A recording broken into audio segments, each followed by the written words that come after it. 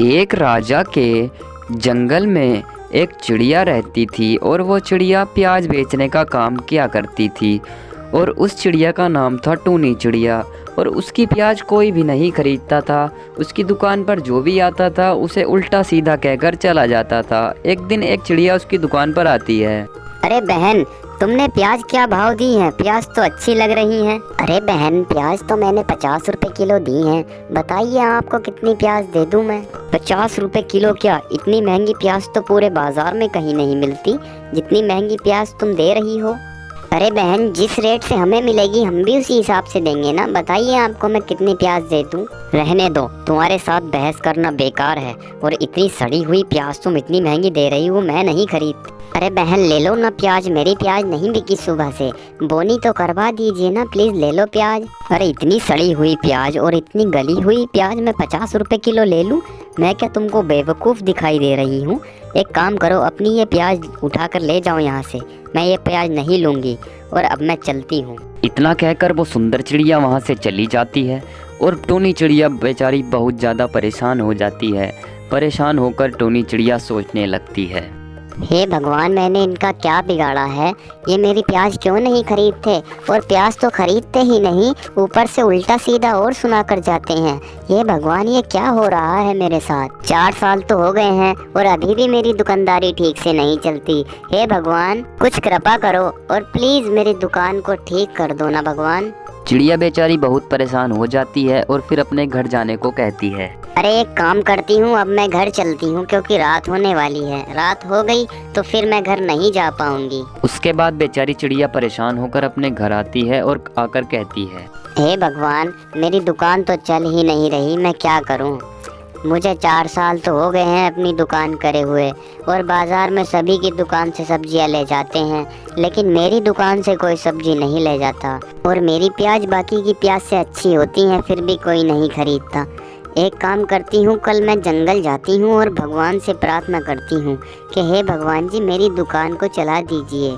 ऐसा ही करती हूँ मैं कल। उसके बाद अगले दिन चिड़िया जंगल में पहुंच जाती है और जंगल में पहुंचने के बाद एक पेड़ के नीचे प्रार्थना करने लगती है। हे भगवान जी, मैं आपसे प्रार्थना करती हूँ, कृपया करके मेरी दुकान चला दीजिए क्योंकि कोई भी मेरी दुकान से सब्जी नहीं खरीदता है। मैं आपसे यही प्रार्थना करने आज जंगल में आई हूँ। कृपया करके मुझसे थोड़ी सी दया करें। और उसकी यह दुख भरी बात सुनकर एक बूढ़ा गिद्ध उस टूनी चिड़िया के पास आ जाता है और आकर टूनी चिड़िया से कहता है, अरे बेटा, तुम क्यों परेशान हो रही हो? मैंने तुम्हारी सारी बातें सुन ली और मुझे तुम पर बहुत ज़्यादा दया आ रही है कि तुम भगवान से प्रार्थना कर रही हो।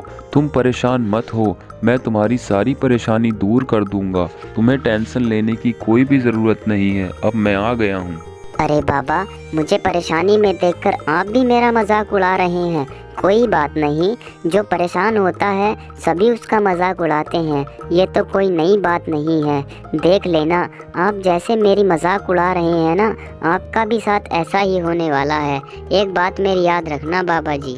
अरे नहीं बेटा, मैं तुम्हारी मजाक नहीं उड़ा रहा हूँ, लेकिन एक बात मेरी याद रखना, अब तुम्हारी ज़िंदगी में खुशियाँ आने वाली हैं। अब तुम परेशान नहीं रहोगी, ये बात मेरी हमेशा याद रखना। और बाद में तुम मुझे ही ढूंढोगी कि बूढ़े बाबा कहाँ चले गए। इतना कहकर वह बूढ़ा गिद्ध वहाँ से चला जाता है। उसके जाने के बाद चिड़िया कहती है, हे भगवान जी, देखा ना आपने ये कैसे मेरी मजाक उड़ा रहे थे, लेकिन मुझे आप पर पूरा भरोसा है कि आप मेरी सहायता ज़रूर करेंगे।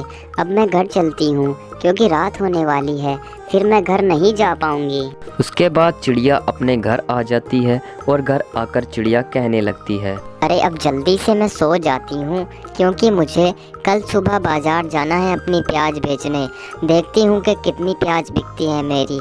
भगवान से प्रार्थना करके तो आई हूँ। चलो अब जल्दी से मैं सो जाती हूँ। अगले दिन चिड़िया सोकर उठती है और कहती है, अरे ये क्या, मुझे तो बहुत तेज बुखार हो गया। अब मैं प्याज बेचने कैसे जाऊंगी? हे भगवान, ये क्या हो गया मेरे साथ? आज तो मुझे प्याज बेचने जाना था, लेकिन अब बुखार हो गया है। अब मैं नहीं जा पाऊंगी और बुखार की दवाई के लिए भी मेरे पास पैसे नहीं हैं। अब मैं दवाई भी कहाँ से लाऊंगी? एक काम करती हूँ, उधार ले आती हूँ दवाई, बाद में पैसे दे दूंगी डॉक्टर साहब को। चलो अब मैं दवाई लेने चलती हूँ। उसके बाद चिड़िया अपनी दवाई लेने चली जाती है, लेकिन चिड़िया तो दवाई लेने जाती है और उधर बाजार में महाराज ने एक ऐलान करवाया था। अरे सुनो सुनो, महाराज की तरफ से एक ऐलान हुआ है। जो भी सब्जी वाला अपनी प्याज या कुछ भी सब्जी लेकर महाराज के महल में सबसे पहले पहुंचेगा, उसको महाराज बहुत सारा सोना देंगे और बहुत सारे उपहार देंगे। दोबारा से सुनो, महाराज ने ऐलान करवाया है, जो भी सब्जी वाला अपनी सब्जी लेकर महाराज के महल में सबसे पहले पहुंचेगा, महाराज उसको बहुत सारा सोना देंगे और बहुत सारे उपहार देंगे। और ये ऐलान सिर्फ़ और सिर्फ कल के लिए है। कल शाम 5 बजे तक ये ऐलान चलेगा और ये ऐलान बहुत ही खुशी से महाराज ने करवाया। अगले दिन चिड़िया अपनी प्याज लेकर बाजार में पहुंच जाती है, लेकिन ऐलान के बारे में वहां कुछ पक्षी बात कर रहे हैं और चिड़िया सुन लेती है। अरे बहन, क्या तुमको पता है महाराज ने एक ऐलान करवाया है।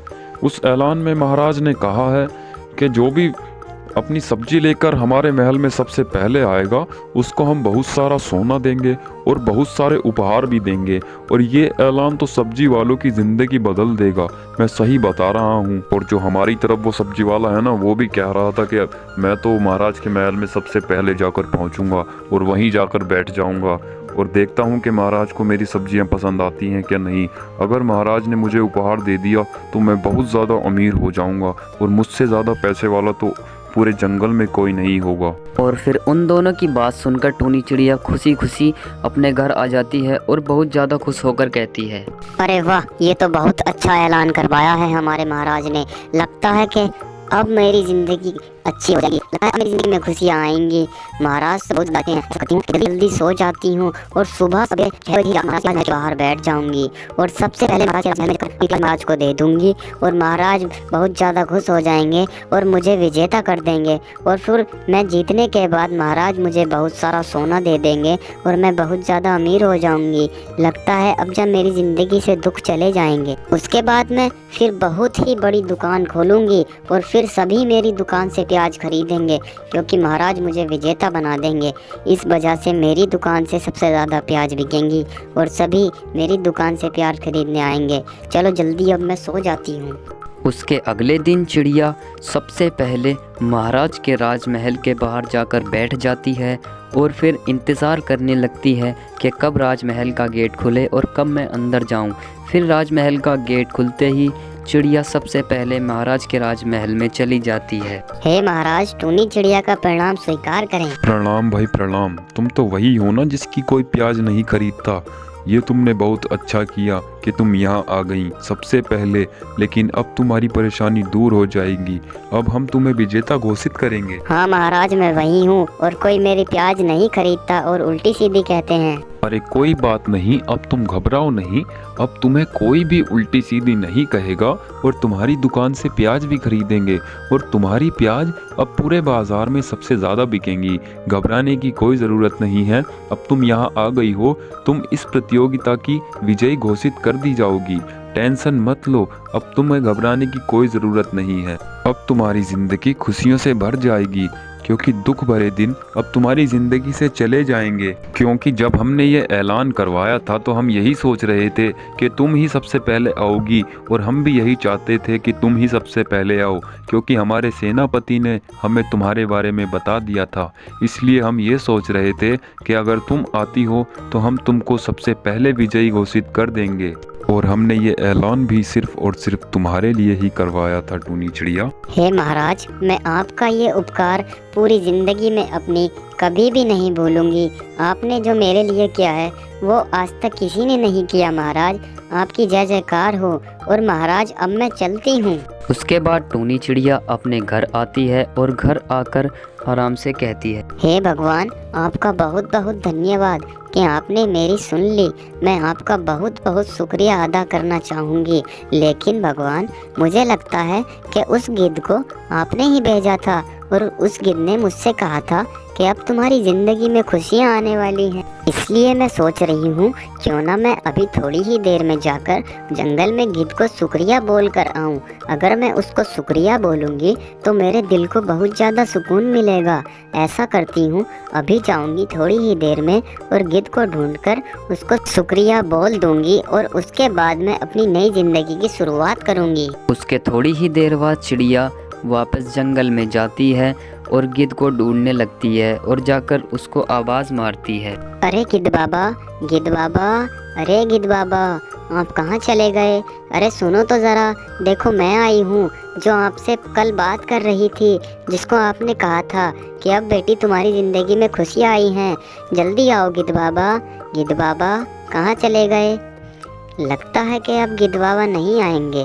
ऐसा करती हूँ, अब घर चलती हूँ और जब भी मुझे गिद्ध बाबा दिखाई देंगे मैं उनको शुक्रिया बोल दूंगी और उसके बाद मेरे दिल को बहुत ज़्यादा सुकून मिलेगा। उसके बाद टोनी चिड़िया वापस अपने घर आ जाती है और घर आकर आराम से बैठ जाती है।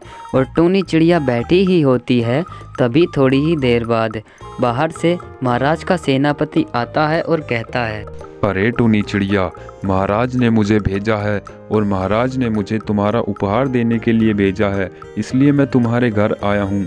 ये लो, ये रहा तुम्हारा उपहार। महाराज ने इसमें बहुत सारा सोना और बहुत सारे उपहार भेजे हैं और कहा है कि इसे टूनी चिड़िया को दे देना, इससे वो अपनी नई ज़िंदगी की शुरुआत करेगी और उसकी ज़िंदगी से सारे दुख चले जाएंगे और अब टूनी चिड़िया की ज़िंदगी में बहुत ज़्यादा खुशियाँ आ जाएंगी। और मैं भी यही चाहता था कि तुम्हारी ज़िंदगी में बहुत ज़्यादा खुशियाँ आएँ, क्योंकि मुझे तुम्हारी बहुत ही बात सुनने को मिली और मैंने एक बार तो अपनी आंखों से भी देखा था कि तुमको सभी बहुत ज़्यादा बुरा कहते हैं। चलो अब मैं चलता हूँ। उसके बाद महाराज का सेनापति टोनी के घर से चला जाता है और फिर टोनी कहती है, हे भगवान, आखिरकार अब सब कुछ ठीक हो गया है। अब मैं अपनी नई ज़िंदगी की शुरुआत कर सकती हूँ। ऐसा करती हूँ, मैं कल ही जाकर पहले तो एक नया घर खरीदती हूँ अच्छा सा, और फिर थोड़ी सी जगह खरीदती हूँ। उसके बाद वहाँ पर एक दुकान बनाऊँगी और वहाँ पर मैं सबसे बड़ी दुकान खोलूँगी। उसके बाद सभी मेरी दुकान से सब्जियाँ खरीदेंगे, फिर मेरी ज़िंदगी बहुत ही अच्छी चलेगी। भगवान जी आपका बहुत बहुत धन्यवाद और महाराज जी आपका भी बहुत बहुत धन्यवाद।